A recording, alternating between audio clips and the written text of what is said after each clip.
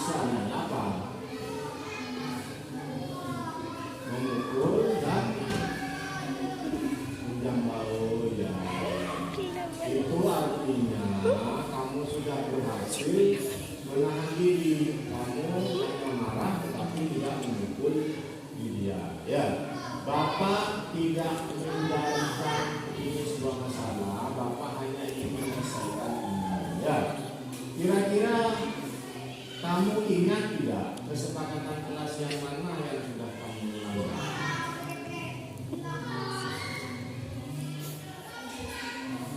Tidak mengganggu, ya betul sekali. Ya, kamu sudah berhasil menahan diri, hanya marah sampai tidak memukul. Itu artinya sudah berhasil menahan diri untuk membuat tidak berbuat yang lebih buruk. Ya. Terus Bapak hanya ingin menyelesaikan ini biar kamu dan dia bisa baik-baik saja. Ya. Kira-kira apa yang akan kamu lakukan nanti untuk memperbaiki ini? Nah, kamu akan datang ke dia dan meminta maaf. Ya, itu bagus. Itu artinya bahwa setiap masalah itu bisa dilakukan siapa saja, tetapi itu dapat diselesaikan dengan cara baik-baik. Kamu dan dia adalah bisa berteman dengan baik, tidak boleh ada rasa saling terganggu. Terima kasih ya.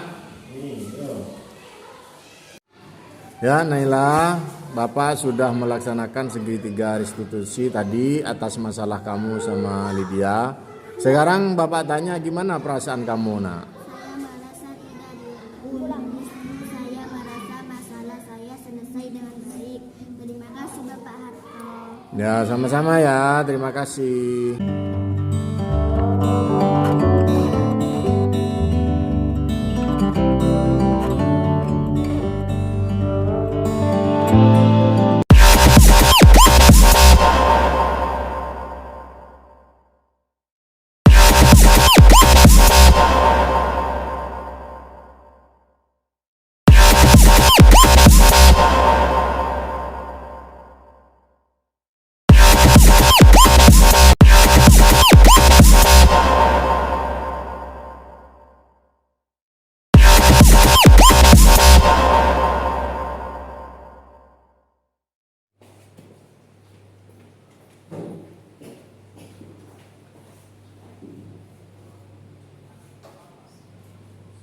Assalamualaikum warahmatullahi wabarakatuh. Alhamdulillahirabbil alamin wa bihi nasta'inu ala umuri dunya waddin. Assalatu wassalamu ala asyrofil anbiya'i wal mursalin sayyidina wa habibina wa syafi'ina wa maulana Muhammad ajma'in. Pertama-tama marilah kita panjatkan puja yang puji syukur atas kehadiran Allah Subhanahu wa taala yang mana siang hari ini kita bisa berkumpul bermawadjah dan bisa bersosialisasi.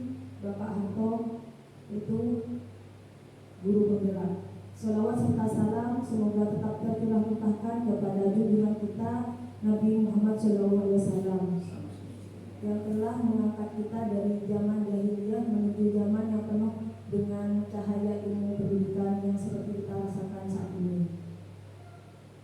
Untuk mempersingkat waktu, saya sebagai pembawa acara akan membacakan rentetan acara pada siang hari ini. Yang pertama pembukaan, yang kedua sambutan, yang ketiga pemaparan materi tentang diseminasi budaya positif, yang keempat dan lain-lain, yang kelima penutup skrip doa. Baik, untuk mempersingkat waktu, mari kita buka acara pada siang hari ini dengan pembacaan basmalah bersama-sama. Semoga dengan pembacaan basmalah tadi acara pada siang hari ini berjalan dengan lancar sebagaimana mestinya. Memasuki acara yang kedua yaitu sambutan kepada Bapak Zainullah MPD. Waktu dan tempat dipersilakan.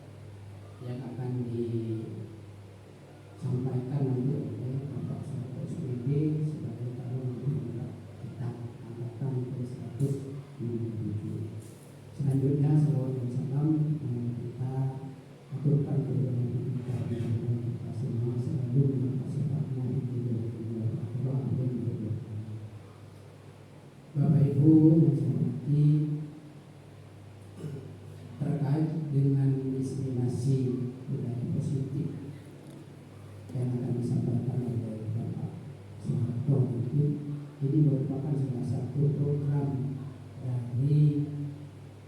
dari calon guru, di mana nanti secara gamblang, secara detail akan disampaikan oleh Bapak Harto bagaimana mengimplementasikan tentang budaya positif di sekolah kita. Karena beliau ini sebagai calon penggerak, nanti di akhir program beliau ini harus calon penggerak itu selain bergerak dan bisa menggerakkan, artinya menggerakkan guru-guru yang masih belum terrekrut di IGP. Untuk itu dengan perkembangan dinamika pendidikan ini, betul-betul kita harus selalu bergerak mengikuti perkembangan pendidikan yang berjalan di negara kita ini, agar supaya sekolah kita ini ke depan bisa lebih meningkat kualitas pendidikannya, dan harapannya sesuai dengan kurikulum yang sekarang, pembelajaran yang Bapak Ibu laksanakan nanti lebih berpihak kepada siswa. Tapi artinya kita dituntut untuk berubah dan selalu berubah, dituntut selalu berkembang dan selalu meningkatkan kualitas pendidikan di sekolah kita. Itu saja yang dapat saya sampaikan. Mohon maaf. Wabillahi taufiq wal hidayah. Assalamualaikum warahmatullahi wabarakatuh.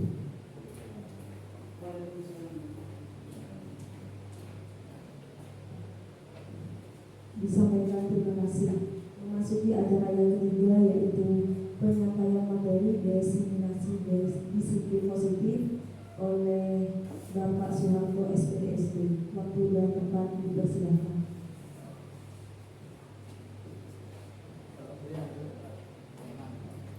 Assalamualaikum warahmatullahi wabarakatuh.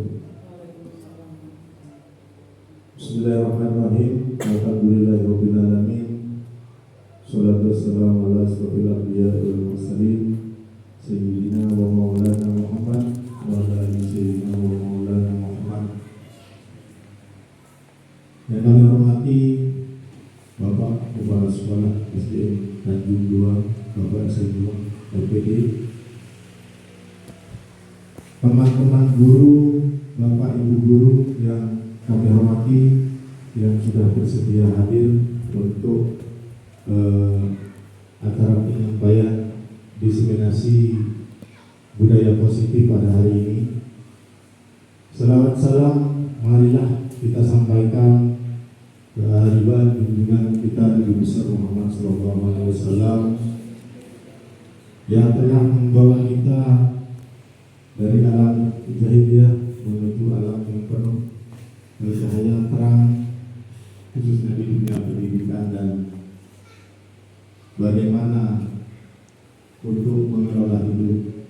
Beliau adalah contoh nyata bagi kita para umatnya. Semoga kita semua menjadi dan tergolong menjadi umat beliau. Amin ya rabbal alamin. Bapak Ibu yang kami hormati, pada kesempatan hari ini kebetulan saya ikut program guru penggerak ini sudah memasuki modul 1, tepatnya 1.4. Di modul 1.4 ini kami berkewajiban atau mempunyai tugas untuk menyampaikan, menyebarkan pemahaman tentang budaya positif. Sebelum kita masuk ke tentang apa itu budaya positif dan yang lainnya, tujuan kegiatan ini pada akhirnya diharapkan kita bisa memahami tentang banyak hal, di antaranya disiplin positif dan nilai-nilai kebaikan, motivasi perilaku manusia yang berkaitan dengan serta posisi kontrol kita sebagai guru terhadap anak didik kita. Yang selanjutnya tentang pembuatan keyakinan kelas, peraturan pengganti peraturan yang selama ini kita menjadi acuan. Terus yang terakhir, bagaimana menerapkan segitiga distribusi di sekolah. Bapak Ibu yang kami hormati, sebagai pemantik saya ingin memberikan satu gambaran kepada Bapak Ibu sekalian. Bapak Ibu sekalian pasti mengenal istilah gunung es, Bapak Ibu ya. Gunung es. Pada gunung es itu terlihat di permukaan itu yang tampak mungkin hanya belasan persen. Yang kelihatan itu sekitar belasan persen, taruhlah 15%. Sedangkan bagian yang tidak tampak atau ada di dalam air itu sekitar 85% itu tidak kelihatan. Artinya apa Bapak Ibu? Perilaku atau sikap seseorang itu, khususnya pada anak ini ya, perilaku anak itu dilakukannya dengan sadar hanya 15% itu tadi. Anak itu melakukan sesuatu itu dengan kesadaran, kemauannya itu sekitar 12%. Sedangkan sisanya 85% itu dipengaruhi oleh alam bawah sadarnya, atau alam bawah sadar anak itu dipengaruhi oleh lingkungan sekitarnya. Di situ ada nilai-nilai terpendam di situ. Dari mana untuk mengetahui itu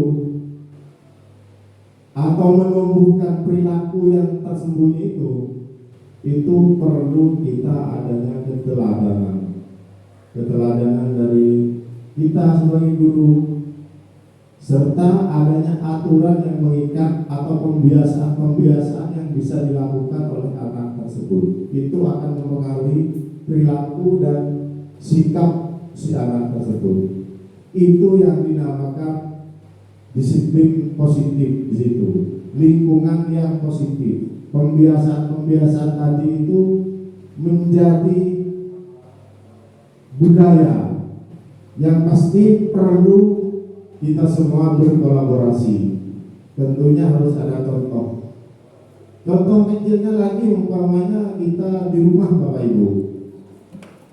Kita mungkin sering pada anak kita itu menyuruh untuk dalam hal beribadah. Kira-kira lebih efektif kita langsung menyuruh apa kita dengan mempraktikkan sendiri sehingga anak itu bisa melihat dan kita menjadi contoh bagi anak kita. Memberi contoh Bapak Ibu ya.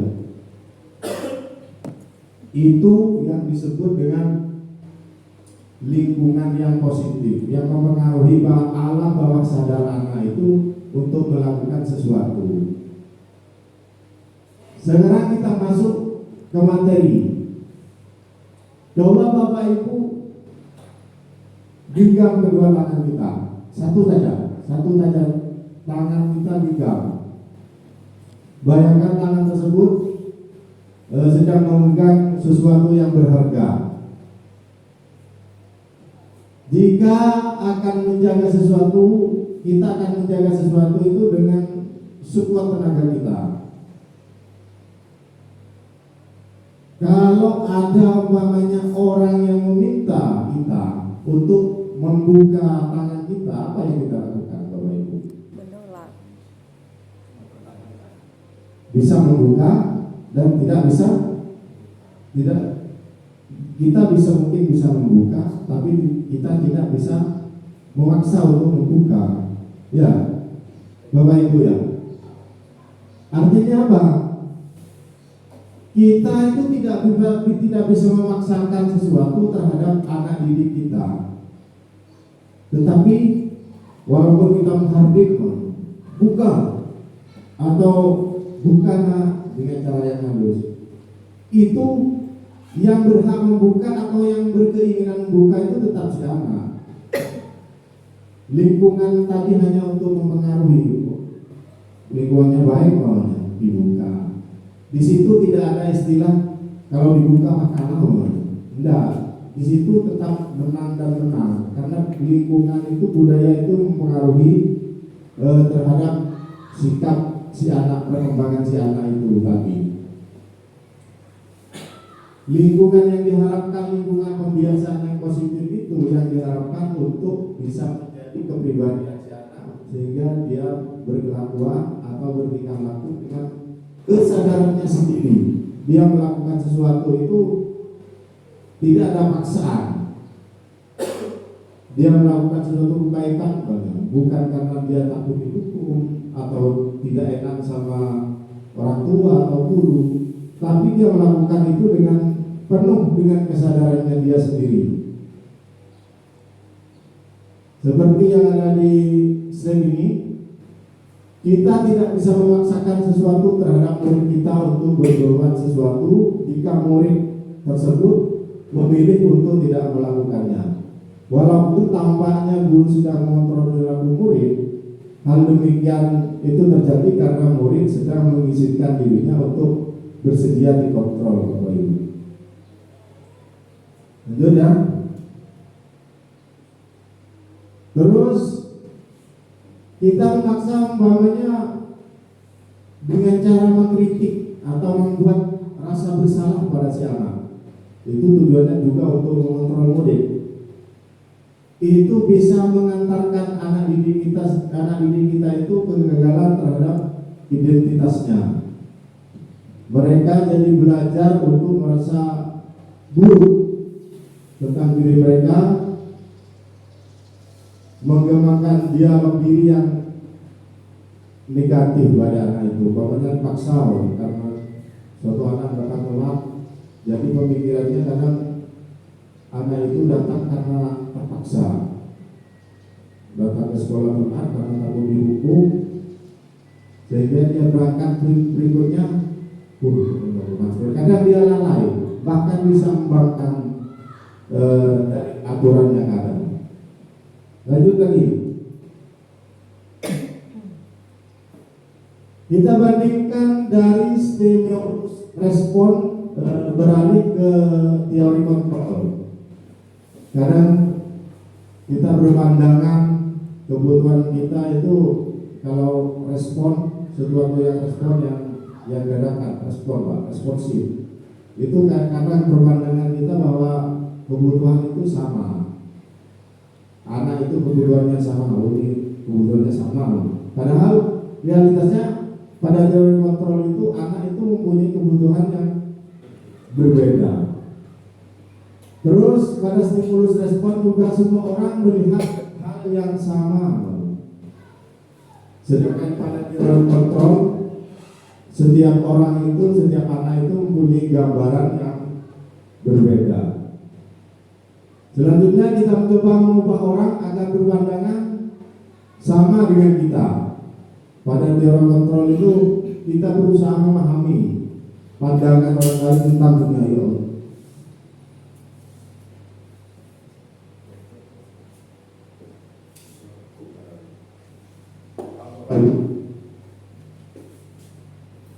Pada stimulus respon, perilaku guru itu dilihat sebagai suatu kesalahan. Sedangkan pada teori kontrol, semua perilaku itu memiliki tujuan. Ini akan kita bahas nanti. Kadang satu anak itu membuat kesalahan itu punya tujuan, Bapak Ibu. Bukan untuk karena dia berbuat salah karena tujuan, kadang dia berbuat salah karena punya alasan lah istilahnya. Nanti kita bahas di selanjutnya. Terus pada stimulus respon, saya bisa mengontrol orang lain, sedangkan di teori kontrol itu Anda tidak bisa mengontrol orang lain, karena tujuannya pendidikan mereka itu anak bisa merdeka. Merdeka dalam artian dia melakukan sesuatu yang baik, sesuatu yang sesuai dengan nilai-nilai apa yang dia percayai, itu bukan karena terpaksa, bukan karena takut dihukum atau karena penghargaan atau karena ketidaknyamanan, tetapi mereka melakukan sesuatu itu berdasarkan nilai kebajikan yang tertanam di dalam anak, sehingga dia melakukan itu dengan sadar, dengan kemauannya sendiri, dalam artian sesuatu yang baik itu tadi. Selanjutnya, pemaksaan ada pada saat bujukan yang gagal. Maksudnya ini, kalau dibujuk sudah tidak bisa, berarti kan itu artinya kan gagal. Tetapi pada teori kontrol, kolaborasi dan konsensus itu menciptakan pilihan-pilihan baru. Kadang kalau kita sudah bekerja sama untuk kolaborasi, satu mempunyai jalan keluar yang ini, yang satunya ini, itu bisa dikolaborasikan untuk menyelesaikan atau menciptakan hal-hal baru itu tadi.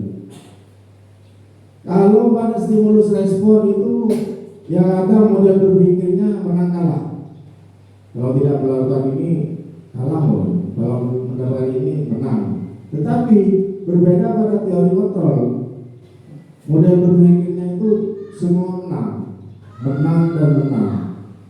Maksudnya taruhlah dia berbuat salah, tetapi itu kesalahan itu akan menjadi pelajaran pada dirinya untuk tidak mengulangi hal-hal yang mungkin salah itu tadi. Lanjut Bapak Ibu ya. Sekarang kita hubungkan posisi kontrol tadi menurut Mihajar Dewantara dan Dayan Dawson. Disiplin itu sebagai bentuk kontrol diri. Disiplin itu sebagai proses belajar untuk mengontrol diri agar mencapai suatu. Baik Bapak Ibu, kita lanjut. Nilai kebajikan berikutnya, profil pelajar Pancasila. Beriman ini pasti sudah tahu ya Bapak Ibu ya. Sudah kita laksanakan di sekolah, mandiri, bernilai kritis, kebinekaan global, dan gotong royong dan kreatif. Selanjutnya,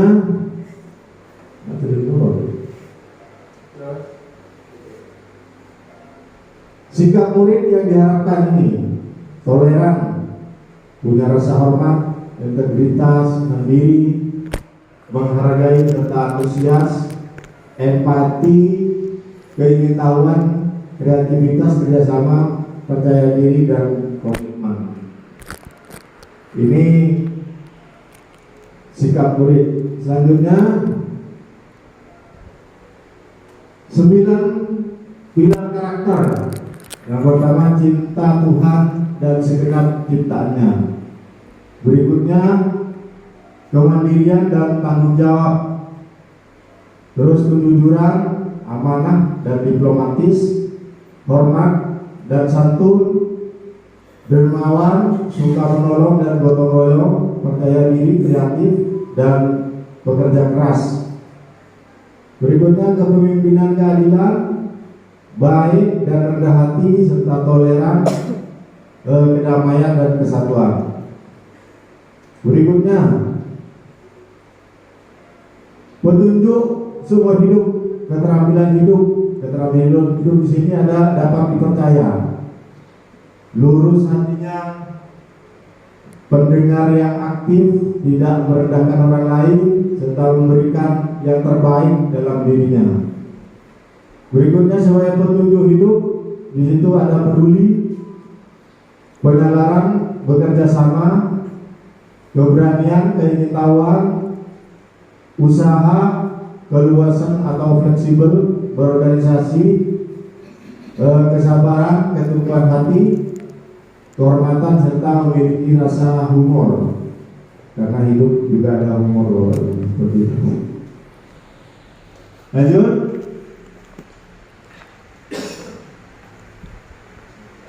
The 7 Essential. Yang pertama, empati, seperti yang tadi, suara hati, kontrol diri, rasa hormat, kebaikan, toleran, dan keadilan.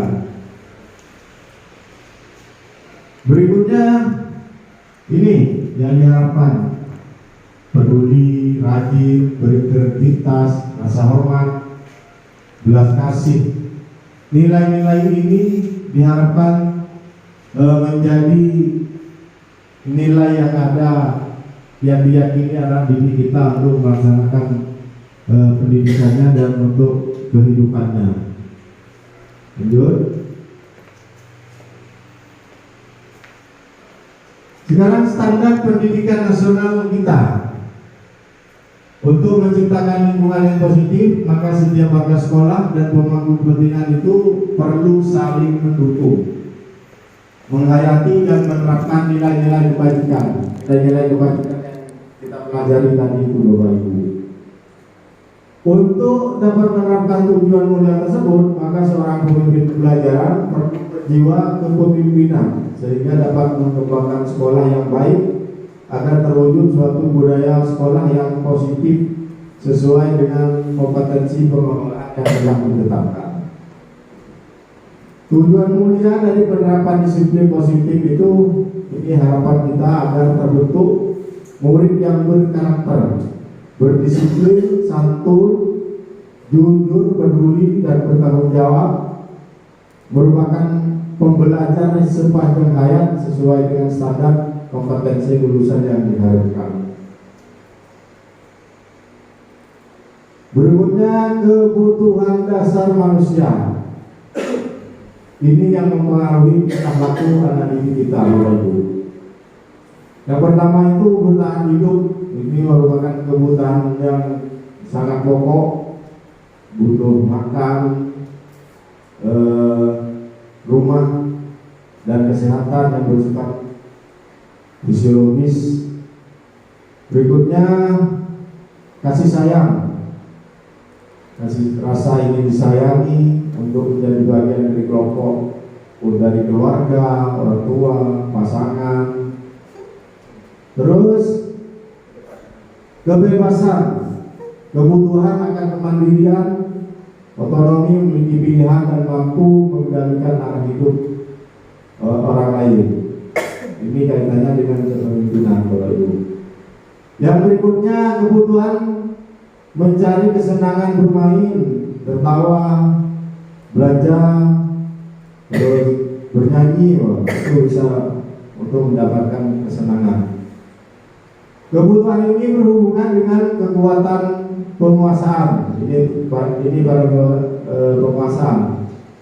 Menjadi terampil, merasa diakui, berprestasi, dan keterampilan kita itu didengar oleh dan dimiliki dalam diri. Ini kebutuhan psikologis. Contohnya, kebutuhan bertahan hidup, umpamanya suatu anak di kelas itu mengambil makanan temannya karena dia tidak sarapan. Itu merupakan kebutuhan untuk bertahan hidup. Atau dia mengambil makanan temannya karena dia ingin melihat anak yang diambil itu kalau nangis lucu, jadi terlihat cantik, itu karena kesenangan. Atau ada anak yang ingin mengambil sesuatu dan makanan temannya karena dia ingin berkuasa. Pokoknya semua harus nyetor makanan biasanya, itu ingin berkuasa. Biasanya ini bisa dijadikan ketua kelas di kelas, sehingga dia dikasih tanggung jawab, dia bisa mengkoordinasikan teman-temannya. Atau anak itu mengambil makanan karena ingin sesuatu yang baru, karena makanan di rumahnya itu aja, gabung, ingin merasakan roti, itu dia ingin kebebasan, dia ingin memilih kemandirian. Selanjutnya kita contohkan satu kasus ini. Bu Ambar, wali kelas 2A, sedang bingung menghadapi ulang salah satu murid di kelasnya namanya Doni. Dia datang ke sekolah, sering meminta bekal pada sama seperti yang saya contohkan tadi. Setiap anak itu punya tujuan. Coba kita lihat ya. Kira-kira kebutuhan apa? Kasus Doni, bila dia menjawab karena dia lapar, itu tentunya menjadi kebutuhan untuk bertahan hidup, survival. Kalau dia ditanya karena dia merasa senang temannya jadi perhatian dia, tentu mencari perhatian temannya itu karena ingin mendapat kasih sayang dan diterima oleh teman-temannya. Terus jika Doni menjawab karena ingin mencoba makanan temannya yang beraneka ragam, seperti yang itu ingin menjadi kebebasan mendapatkan hal-hal baru yang tidak bisa dia rasakan sebelumnya. Berikutnya jika Doni melakukan itu karena iseng saja, dia ingin menikmati ekspresi wajah teman dia, mungkin lucu dilihatnya, kalau menangis lucu, itu artinya dia butuh kesenangan di situ.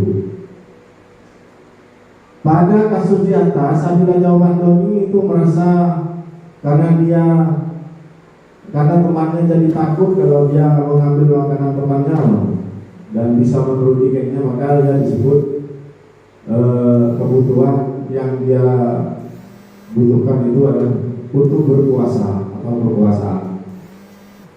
Berikutnya Bapak Ibu, lanjut. Tiga perilaku manusia, tiga motivasi perilaku manusia. Itu yang pertama untuk menghindari ketidaknyamanan atau hukuman. Kadang datang ke sekolah karena takut dihukum, karena tidak enak, itu kebutuhan yang pertama. Yang kedua, untuk mendapat penghargaan atau imbalan. Kedua kebutuhan ini adalah kebutuhan yang bersifat internal, motivasi yang datang dari luar. Yang diharapkan itu adalah motivasi internal, menjadi orang yang mereka inginkan, orang yang menghargai dirinya sendiri dengan nilai-nilai yang mereka percaya. Nilai tadi yang kita pelajari Bapak Ibu. Dia datang ke sekolah karena kalau bahasa agama lillahi ta'ala. Selanjutnya ini kita baca kasus ini. Iva kurang menguasai pelajaran matematika, sehingga pada pelajaran tersebut berlangsung dia lebih banyak berdiam dan menggambar di buku pelajaran. Pak guru matematika Pak Seno menanyakan pertanyaan. Iva menjadi gugup dan tak sengaja menjatuhkan tasnya dari kursi, serta tiba-tiba menjadi gagap pada saat berupaya menjawab. Seluruh kelas pun tertawa. Anak-anak satu kelas itu tertawa melihat Iva tergagap dan terkejut. Pada saat itu Pak Seno mendengarkan teman-teman Iva mentertawakan Iva, dianggap yang tergagap dan malu tadi. Dia malah meminta Iva untuk maju ke depan dan berdiri di depan kelas sambil menunjuk hidungnya karena tidak bisa menjawab pertanyaan Pak Seno tadi. Kelas pun menjadi gaduh dan anak-anak pun tertawa melihat Iva di depan kelas memegang ujung hidungnya. Kira-kira Bapak Ibu setuju apa tidak tentang tindakan Bapak Seno ini? Setuju atau tidak Bapak Ibu? Tidak ya? Tidak, itu karena sudah mempermalukan Iva tadi. Sekarang kita masuk dengan hukuman, konsekuensi dan restitusi. Hukuman itu merupakan tindakan terhadap suatu pelanggaran yang konstan, tidak direncanakan, datang terlambat suruh lari, mengiringi lawangan. Berbeda dengan konsekuensi. Kadang pada pelajaran olahraga itu anak telat 10 menit menuju pelajaran olahraga disuruh lari, itu adalah konsekuensi. Karena itu sesuai pelajaran olahraga untuk pemanasan. Terus dalam modul ini diperkenalkan program disiplin positif dengan cara restitusi. Ini kita bandingkan hukuman, konsekuensi, dan restitusi. Hukuman itu lebih ke identitas gagal terhadap anak didik, sedangkan dari konsekuensi dan restitusi itu identitas yang sukses yang bisa diharapkan. Hukuman itu sifatnya menyakitkan, tidak nyaman, terus untuk jangka panjang juga tidak efektif.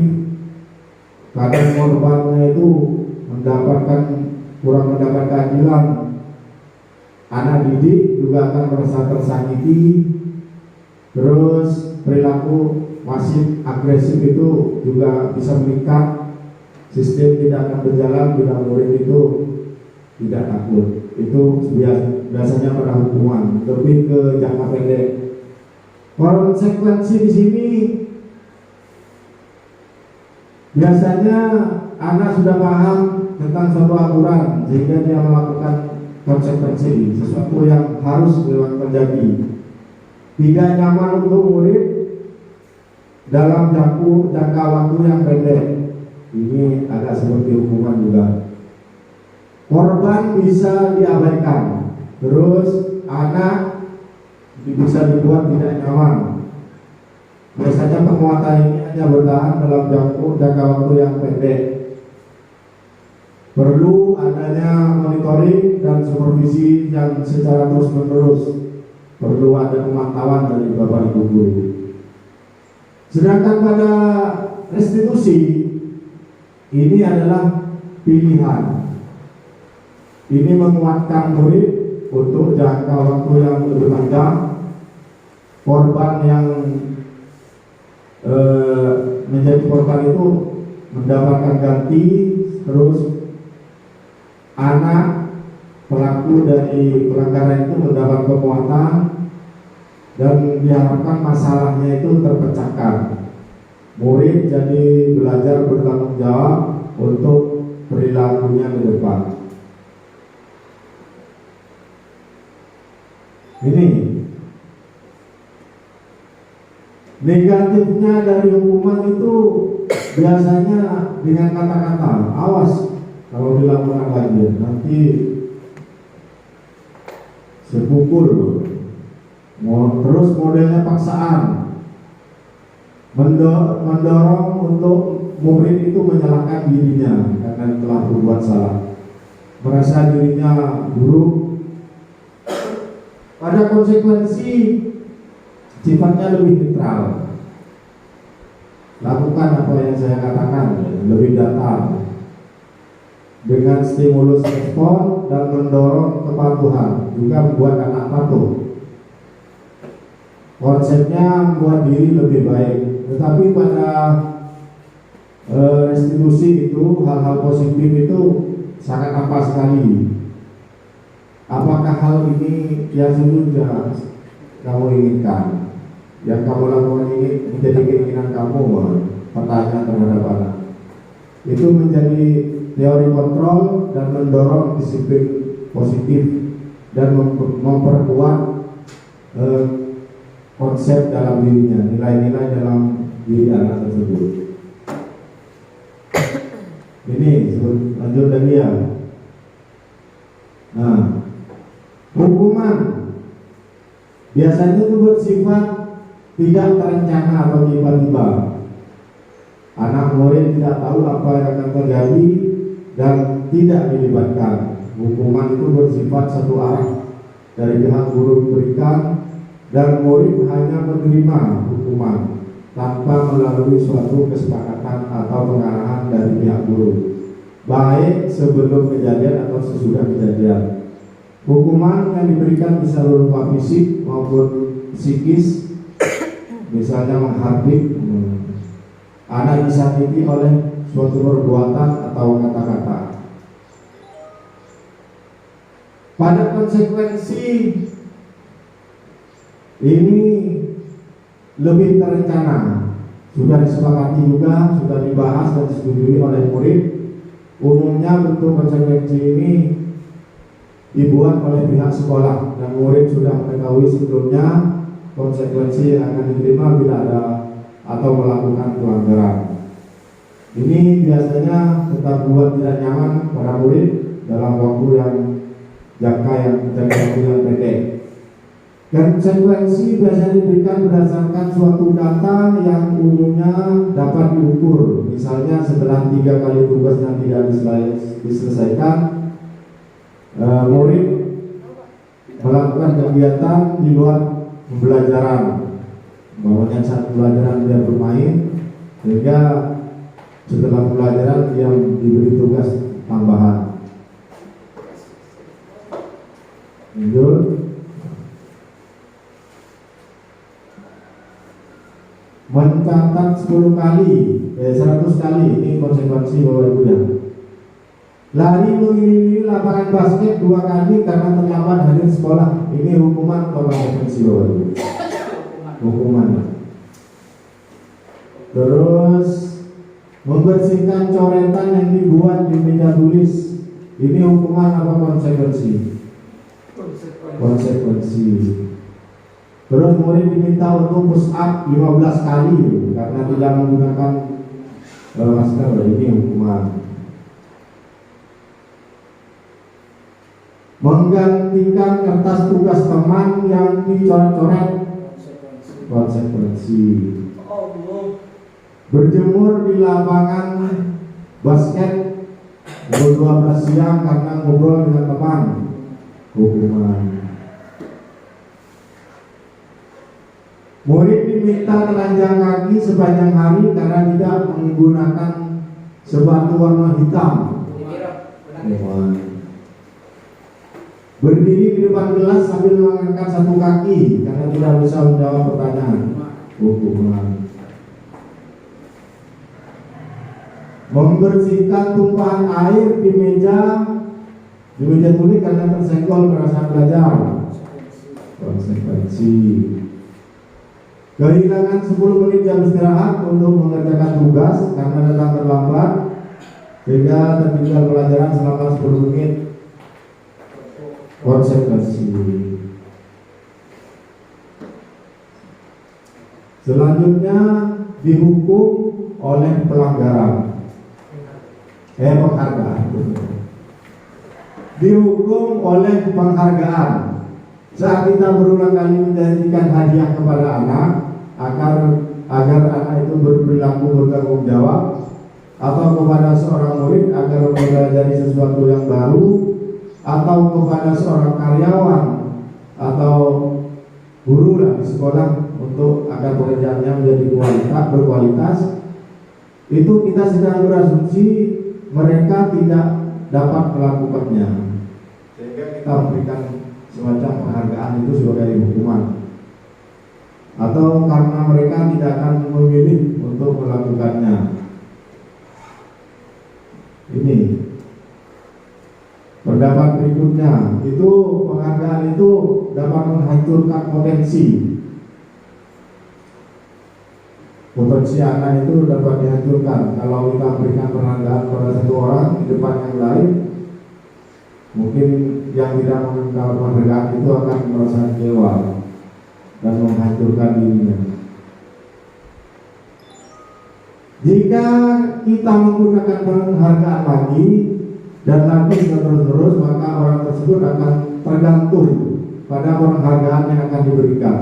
Artinya dia sedang kehilangan motivasi dalam dirinya. Jika kita berikan seseorang suatu penghargaan untuk melakukan sesuatu, maka kita harus terus-menerus memberikan penghargaan tentu jika ini orang tersebut meneruskan perilaku yang kita inginkan. Berikutnya, ketika seseorang diberi penghargaan atau dipuji di depan orang banyak, maka yang lain akan merasa iri, dan sebagian dari mereka tentunya tidak suka untuk tidak menyukai orang yang mendapat penghargaan tersebut.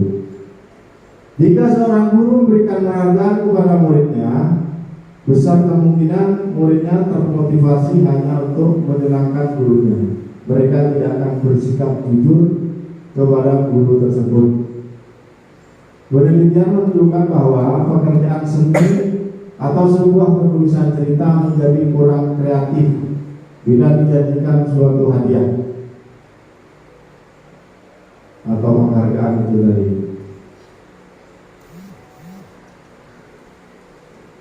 Berikut adalah fakta tentang penghargaan yang nilainya sama dengan menghukum seseorang. Penghargaan sebagai penghukum, mereka tidak dapat mendapatkan penghargaan. Misalnya dalam sistem ranking, mereka mendapat ranking kedua, itu akan merasa paling dihukum karena tidak mendapat ranking 1. Mungkin itu yang paling kecewa yang ranking 2. Jika suatu penghargaan diharapkan, namun Anda tidak mendapatkannya, Anda akan merasa dihukum. Itu perasaan juga akan merasa dihukum. Saat seorang anak belajar untuk pertama kali menghubungkan huruf dan kata, serta menyadari bahwa ia dapat membaca, timbul pijar di matanya dalam sebuah senyuman di wajahnya. Anak tersebut begitu gembira bahwa ia telah belajar dan menguasai sesuatu keterampilan baru. Kesadaran akan kemampuan bahwa dia sudah dapat baca sesungguhnya sudah merupakan suatu penghargaan terhadap dirinya. Jadi anak itu sedang mendapatkan kebahagiaan secara alamiah. Jika kita berikan penghargaan kepada seorang anak di saat sedang merasa bangga dengan pencapaian dirinya, maka kita akan mengambil kegembiraan alamiah tadi, yang secara alamiah tadi itu seakan kita ambil. Sebuah cara menanamkan diskusi, menanamkan disiplin positif pada murid, yaitu namanya restitusi, adalah proses menciptakan kondisi bagi murid untuk memperbaiki kesalahan mereka, sehingga mereka bisa kembali pada kelompok mereka dengan karakter yang lebih kuat. Saya butuh kasih sayang. Yang berikutnya, restitusi juga adalah proses kolaboratif yang mengajarkan murid untuk mencari solusi untuk masalahnya dan membantu murid berpikir tentang orang seperti yang mereka inginkan. Bagaimana mereka harus melakukan seperti orang lain.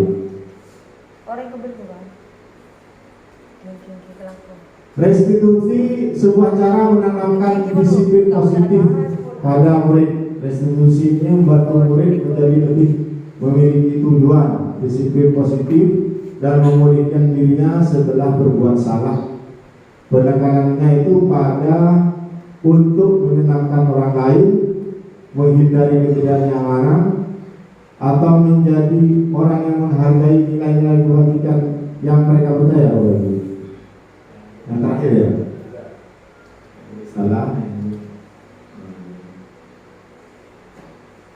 Kita membutuhkan motivasi intrinsik, motivasi dalam diri. Melalui restitusi kita, ketika murid berbuat salah, guru akan menghadapi dengan cara yang memungkinkan murid untuk membuat evaluasi tentang apa yang dapat mereka lakukan untuk memperbaiki kesalahan mereka dan mendapatkan kembali harga dirinya. Restitusi itu menentukan korban, tetapi juga menentukan orang yang telah berbuat salah. Ini sesuai dengan prinsip dan teori kontrol William Glasser, bahwa solusinya adalah menang dan menang. Lanjut. Nah, ini es briefing.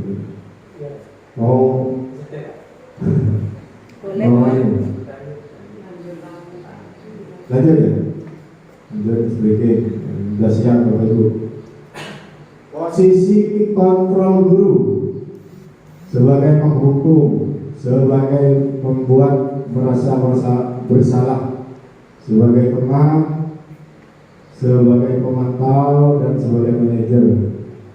Lalu saya lanjut karena penjelasannya di belakang. Saya belum. Ini dulu. Sebagai penghukum tadi sudah dijelaskan. Coba di style video ini biar sedikit relax.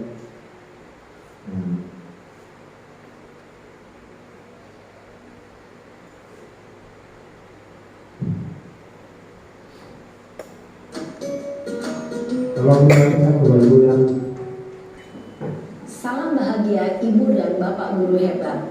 Dalam penerapan disiplin positif restitusi, salah satu program yang dikembangkan adalah 5 posisi kontrol. 5 posisi kontrol dalam restitusi adalah proses perjalanan seorang pendidik agar dapat mengenali dirinya. Pada video kali ini, kita akan membahas tentang 5 posisi kontrol yang dikembangkan oleh Diane Dawson dan contoh penerapannya.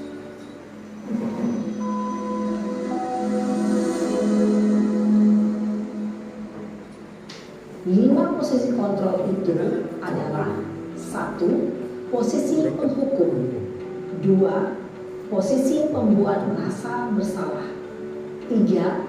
Posisi teman, 4. Posisi pemantau atau monitor, dan 5. Posisi manajer. Untuk lebih memahami kelima posisi tersebut, mari kita saksikan kasus Naren yang terlambat hadir 20 menit di sekolah dan melihat bagaimana kelima posisi kontrol dalam menghadapi masalah tersebut.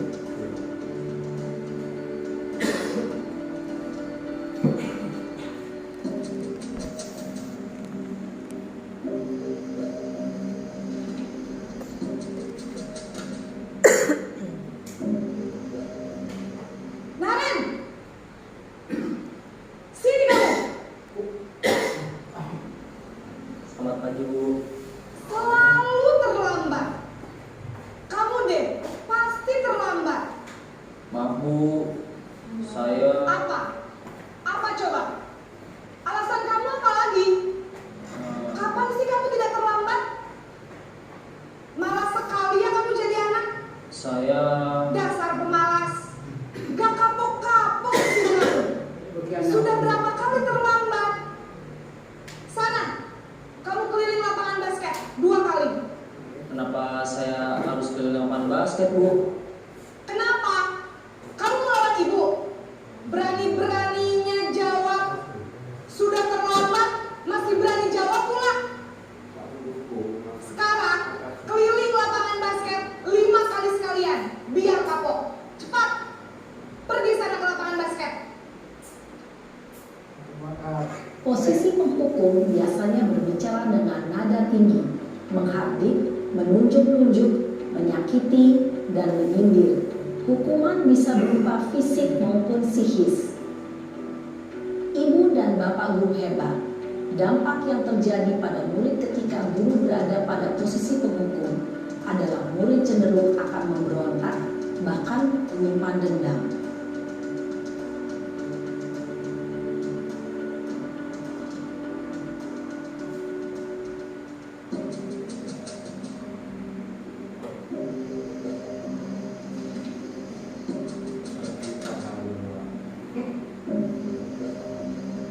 Naren!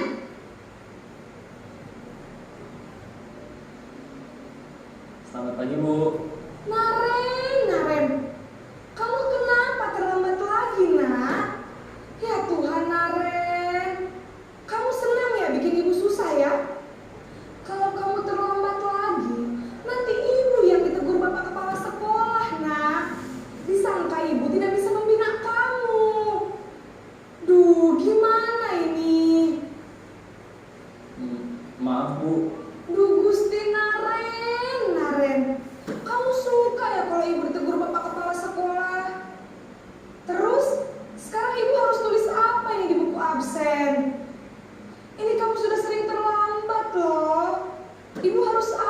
coba? Maaf Bu, maaf sekali. Ya sudah, lain kali jangan bikin ibu susah lagi ya nak ya. Ibu tidak akan kuat lagi kalau kamu begini terus. Bisa jantungan kalau ibu ditegur bapak kepala sekolah. Sana cepat ke kelas. Maaf ya Bu, maaf sekali.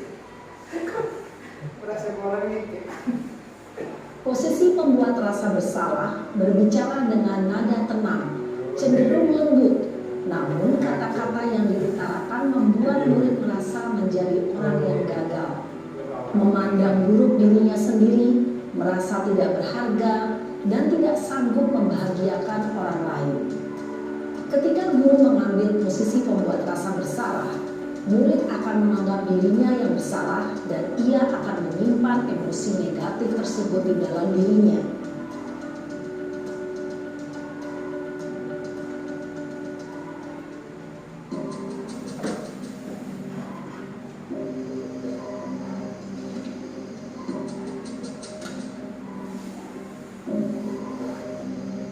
Naren!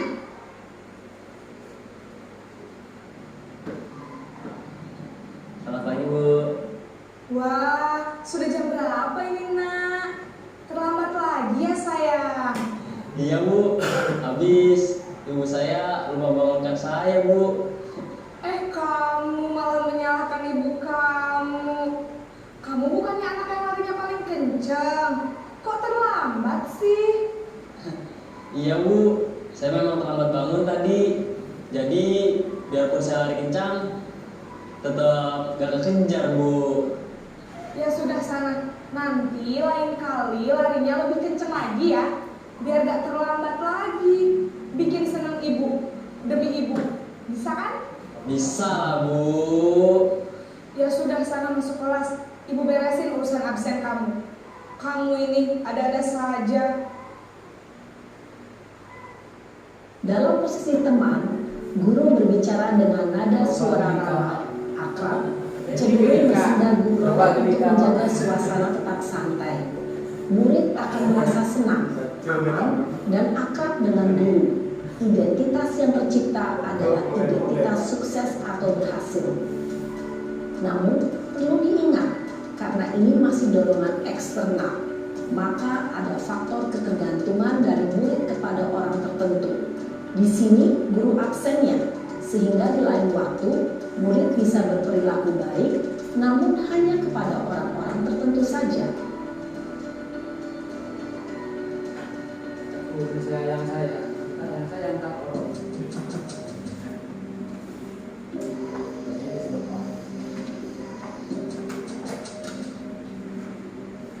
Intuisi ini kayak Naren!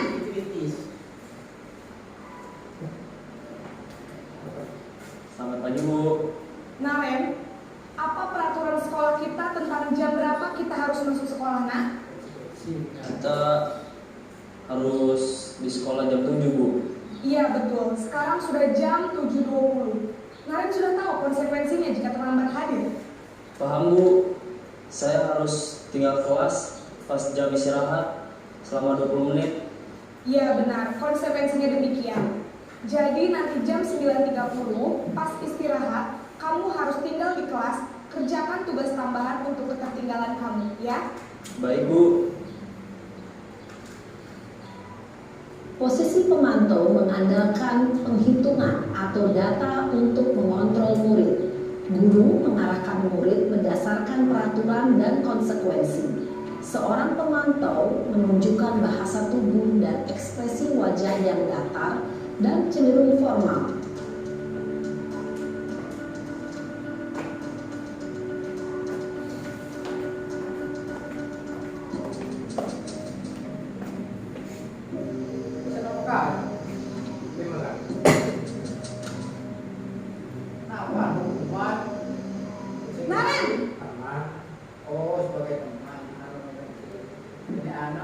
Selamat pagi Bu.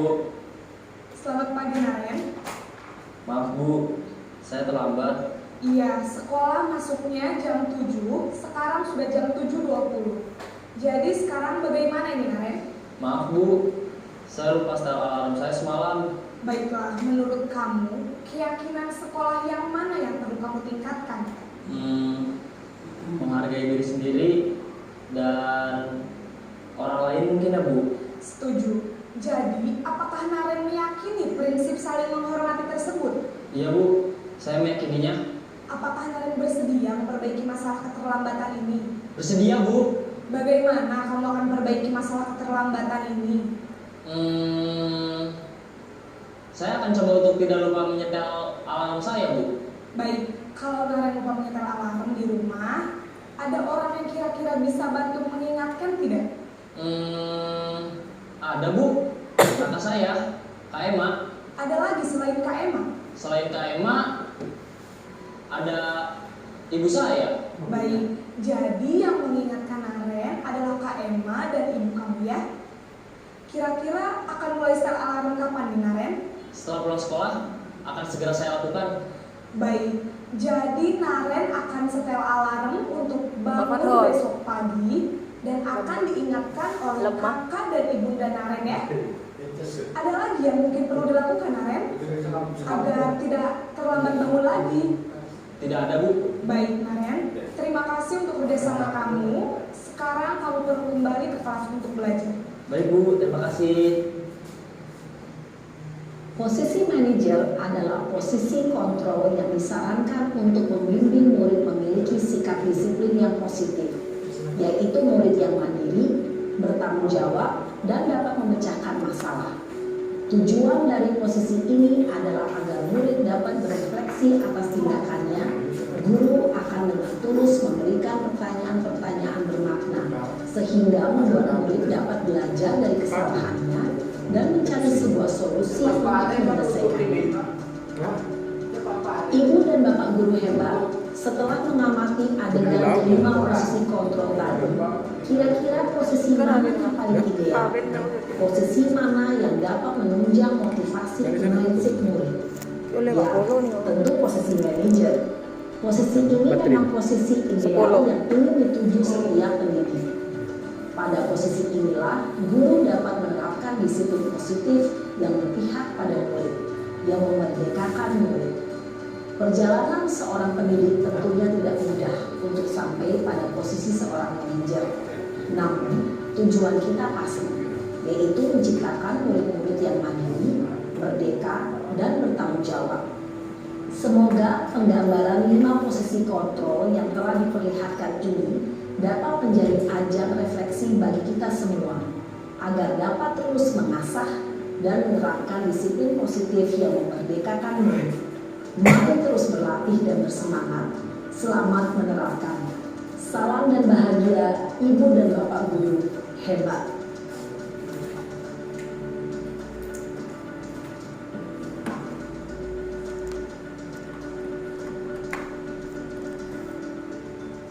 Baik, Bapak Ibu, dari video tadi kira-kira posisi kontrol yang mana yang terbaik Bapak Ibu? Manajer ya? Manajer. Tak perlu diulang lagi, videonya sudah sangat jelas bahwa manajer adalah posisi kontrol terbaik. Kita pelajari potongan kasus berikut ini. Pak Lukman tetap bersikeras pada peraturan yang berlaku dan mengatakan, ya sudah, kamu sudah melanggar peraturan sekolah, kamu salah, sudah terlambat. Salah pula warna sepatunya. Segera buka sepatumu, kalau tidak bisa menggunakan warna sepatu yang tidak sesuai dengan peraturan. Ini kira-kira posisi kontrol yang mana Bapak Ibu? Ya Pak Lukman ini. Bagaimana? Pak Kadhon. Tak masuk. Penghukum atau pemantau ya? Pemantau. Selanjutnya kasus yang kedua. Ayolah, tugasnya dikerjakan. Nanti Ibu ditegur Bapak Kepala Sekolah kalau kalian tidak mengerjakan tugas. Tolong bantu Ibu ya. Namun Vivi dan Natali malah jadi tertawa. Ah Ibu, santai saja Bu, mereka tetap tidak mengerjakan tugas dan malah mengobrol. Di posisi ini kira-kira Ibu Vivi ini, Ibu guru ini menggunakan kontrol apa Bapak Ibu? Apa menghukum, apa memantau, apa manajer, apa teman? Teman Bapak Ibu. Teman. Terus dari berikutnya, Dino, sepertinya kamu saat ini sedang marah sekali. Mendengar itu, Dino pun mengalir bercerita tentang kekesalan hatinya. Ibu Suti pun melanjutkan bahwa membuat kesalahan adalah hal yang manusiawi dan bahwa mempertahankan diri adalah hal yang penting. Namun meminta Dino memikirkan cara yang lebih efektif karena saat ini Dino berada di ruang kepala sekolah. Ini kira-kira posisi kontrol yang mana Bapak Ibu? Manajer. Pada saat ditegur oleh Ibu Dani, Fajar hanya menjawab, tidak tahu Bu. Ibu Dani pun menjawab diri, gimana kamu Fajar? Kamu tidak kasihan sama ibu ya? Ibu sudah capek-capek mengajar kamu, tidak kasihan sama ibu. Dan Fajar pun diam bisu. Ini kira-kira yang mana? Membuat rasa bersalah. Betul sekali Bapak Ibu.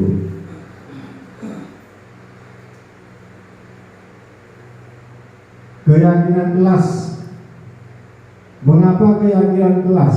Mengapa tidak peraturan kelas?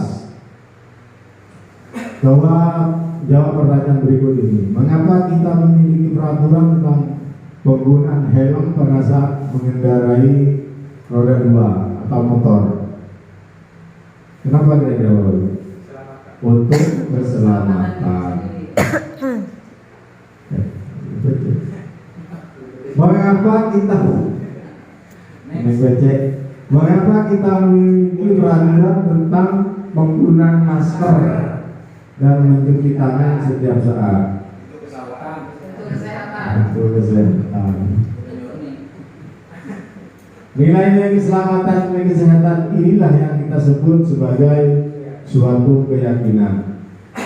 Menekankan pada keyakinan seseorang akan lebih memotivasi seseorang itu dari dalam dirinya, sehingga seseorang akan lebih bergerak dan bersemangat untuk menjalankan keyakinannya daripada hanya sekedar mengikuti serangkaian peraturan tertulis tanpa makna.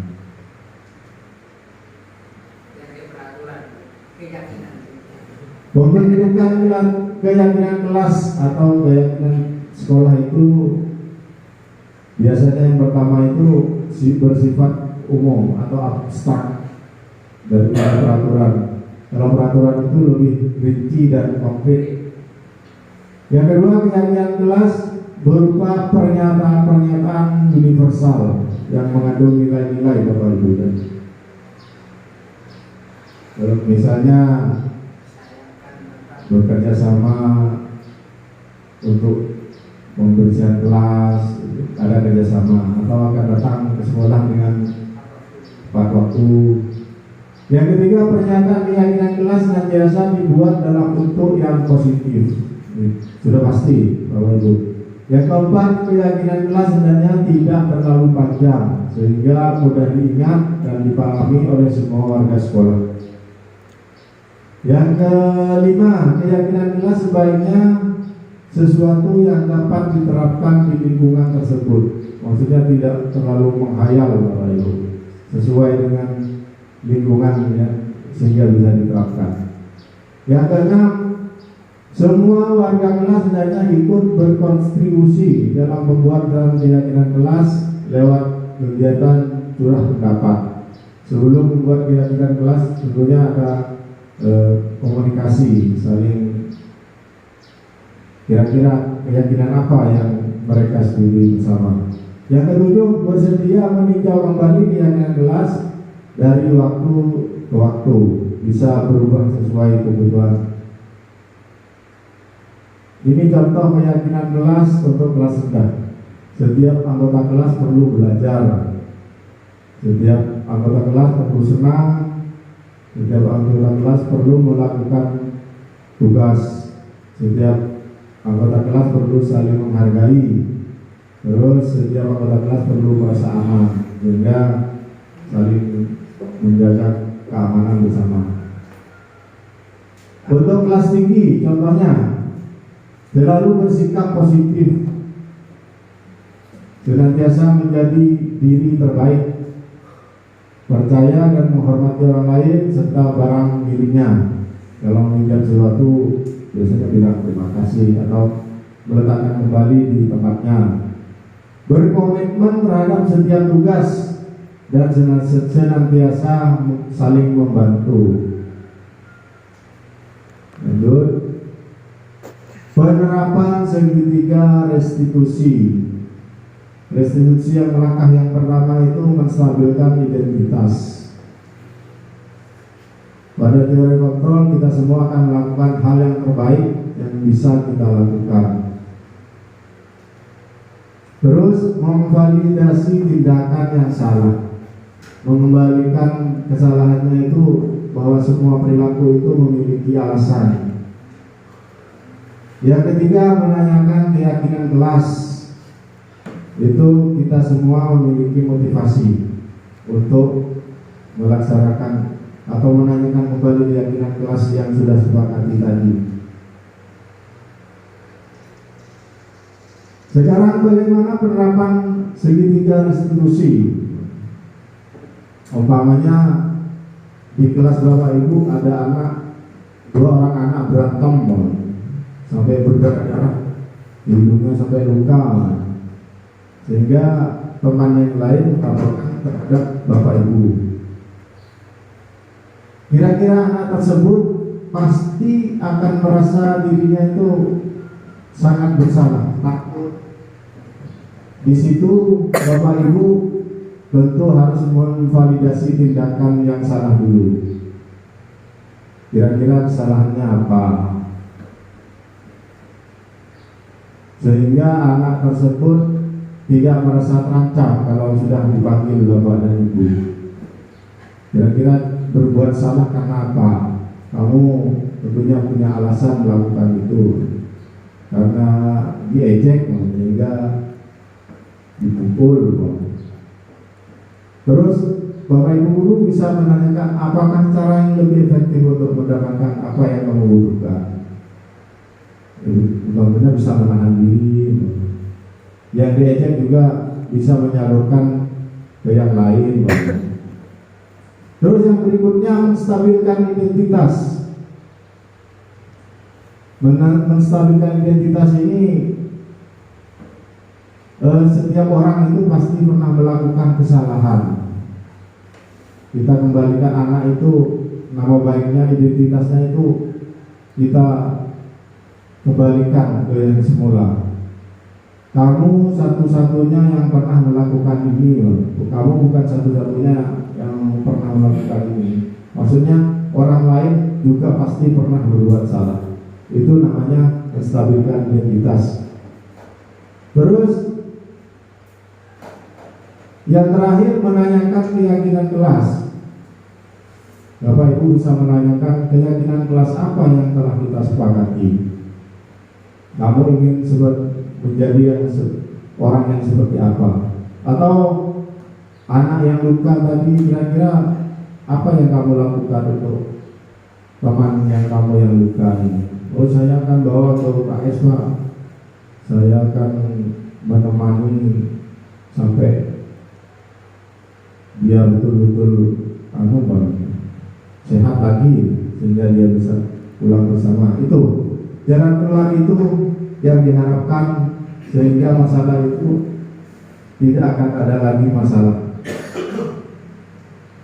Kita simak lagi video berikut. Kita lagi, Pak. Ini penerapan segitiga restitusi, Bapak Ibu.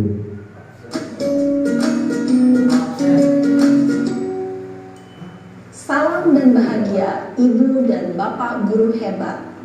Pada video kali ini kita akan membahas tentang salah satu program disiplin positif yang diterapkan di lingkungan sekolah yang dikenal dengan nama restitusi.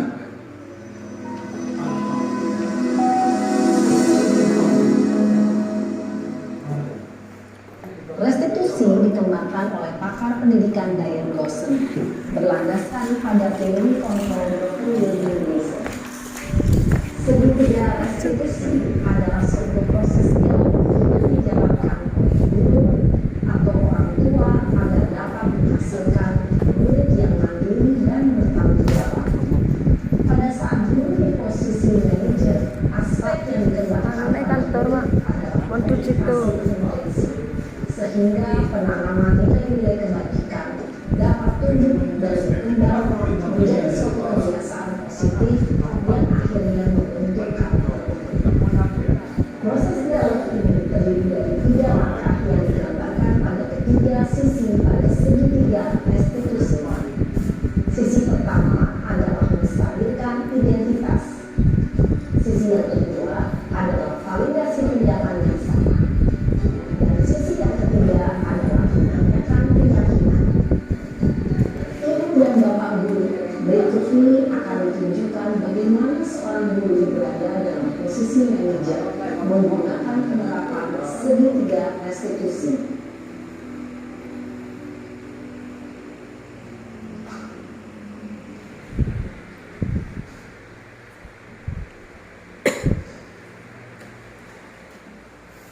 Siang sana. Siang Pak. Sudah lama nggak di sana?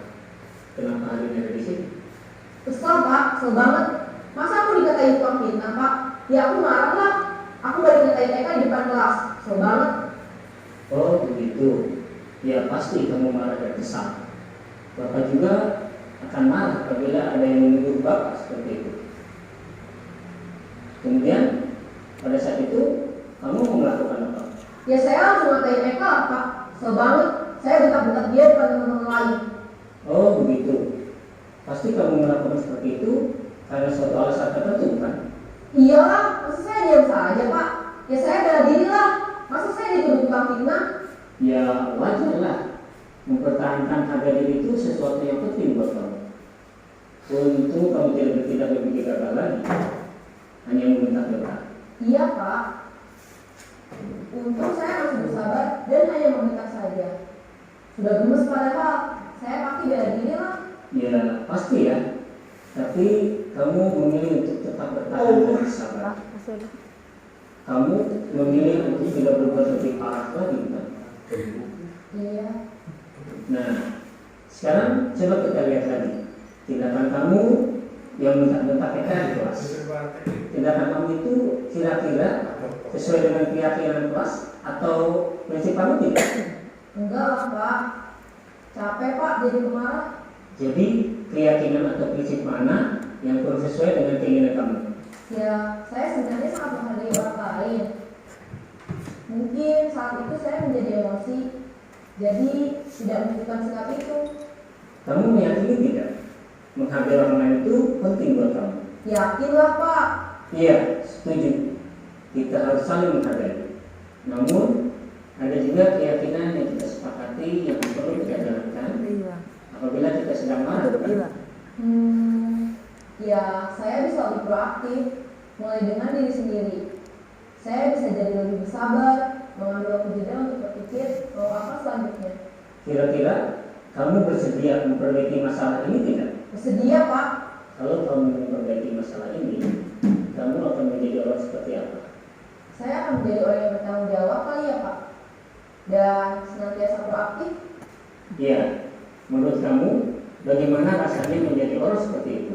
Ya nyaman lah, bangga bisa bersabar dan menahan diri. Baiklah kalau begitu. Yuk kita pikirkan bagaimana memperbaiki masalah ini.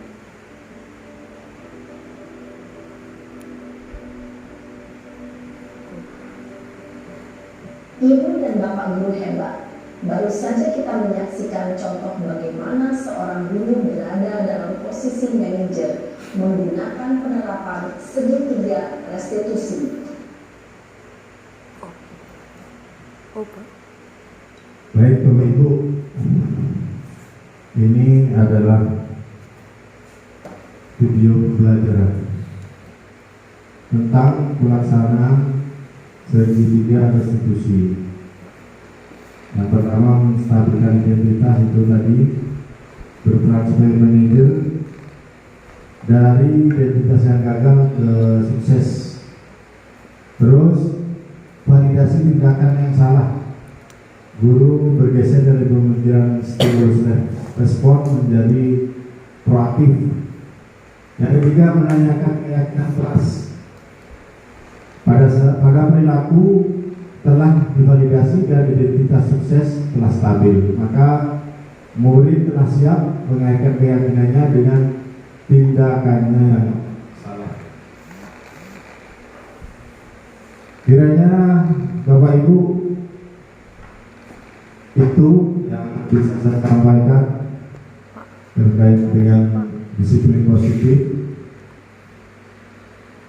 Kurang lebihnya, kira-kira ada pertanyaan Bapak Ibu ya? Sudah sama-sama mengerti Bapak Ibu ya? Sudah capek juga, sudah siap. Saya sampaikan terima kasih untuk teman-teman guru, pokoknya Bapak Kepala Sekolah. Saya akhiri, wassalamualaikum warahmatullahi wabarakatuh.